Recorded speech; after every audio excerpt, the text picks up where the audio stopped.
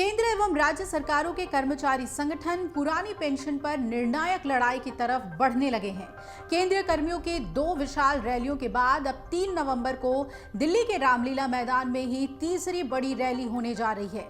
Confederation of central government employees and workers के banner तले होने वाली इस रैली में all India state government employees federation सहित कई दूसरे संगठन भी हिस्सा लेंगे। रैली में केंद्र सरकार के समक्ष 7 मांगे रखी जाएंगी। इनमें पहली मांग एनपीएस की समाप्ति और पुरानी पेंशन व्यवस्था को बहाल करना है। इसके अलावा केंद्र सरकार में रिक्त पदों को नियमित भर्ती के जरिए भरना, निजीकरण पर रोक, 8वें वेतन आयोग का गठन और कोरोना काल में रोके गए 18 महीने के डीए का एरियर जारी करना, ये बातें भी कर्मचारियों की मुख्य मांगों में शामिल है। Confederation of central government employees and workers के महासचिव एसबी यादव ने बताया कि सरकारी कर्मचारियों की लंबित मांगों को लेकर पिछले साल से ही चरणबद्ध तरीके से प्रदर्शन किए जा रहे हैं। दिसंबर 2022 को दिल्ली के तालकटोरा स्टेडियम में कर्मियों के जॉइंट नेशनल कन्वेंशन के घोषणा पत्र के मुताबिक कर्मचारियों की मुहिम आगे बढ़ाई जा रही है। राज्यों में भी कर्मियों की मांगों के लिए सम्मेलन, सेमिनार और प्रदर्शन आयोजित किए गए हैं। इस कड़ी में अब 3 नवंबर को दिल्ली के रामलीला मैदान में रैली आयोजित की जाएगी। रैली के एजेंडे में ओपीएस की मांग सबसे ऊपर रखी गई है। बतौर यादव कर्मियों की मांग है कि पीएफआरडीए एक्ट में संशोधन किया जाए, एनपीएस को समाप्त किया जाए और पुरानी पेंशन को जल्द से जल्द बहाल की जाए। केंद्र और राज्यों के जिस विभाग में अनुबंध पर या डेली वेजेस पर कर्मचारी हैं, उन्हें अविलंब नियमित किया जाए, रेगुलराइज किया जाए और निजीकरण पर रोक लगे और सरकार उपक्रमों को नीचे करने की सरकार की मंशा बंद हो।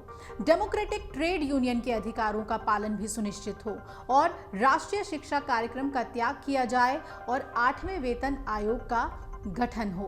केंद्र और राज्यों के कर्मचारी संगठनों ने सरकार को स्पष्ट तौर से बता दिया है कि उन्हें बिना गारंटी वाली एनपीएस योजना को खत्म करने और परिभाषित एवं गारंटी वाली पुरानी पेंशन योजना की बहाली से कम कुछ भी मंजूर नहीं।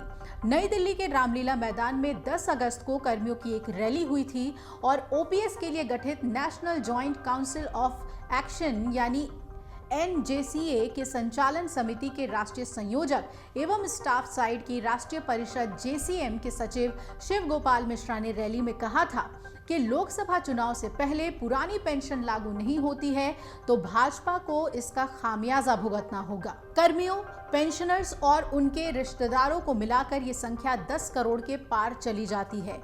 चुनाव में बड़ा उलटफेर करने के लिए ये संख्या निर्णायक है।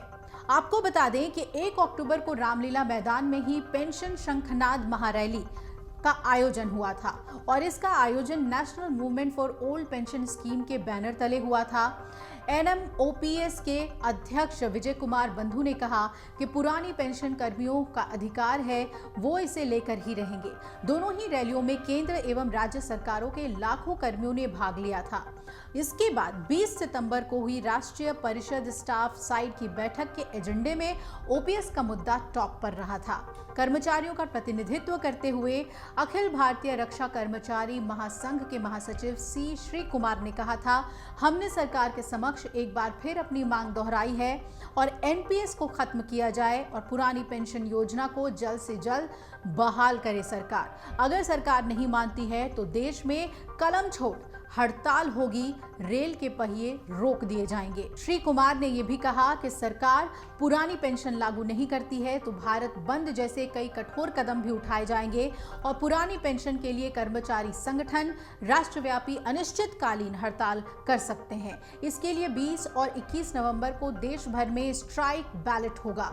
कर्मचारियों की राय ली जाएगी और अगर बहुमत हड़ताल के पक्ष में होता है तो केंद्र और राज्यों के सरकारी कर्मचारी अनिश्चितकालीन हड़ताल पर चले जाएंगे। उस अवस्था में रेल थम जाएगी तो वही केंद्र एवं राज्यों के कर्मचारी कलम छोड़ देंगे।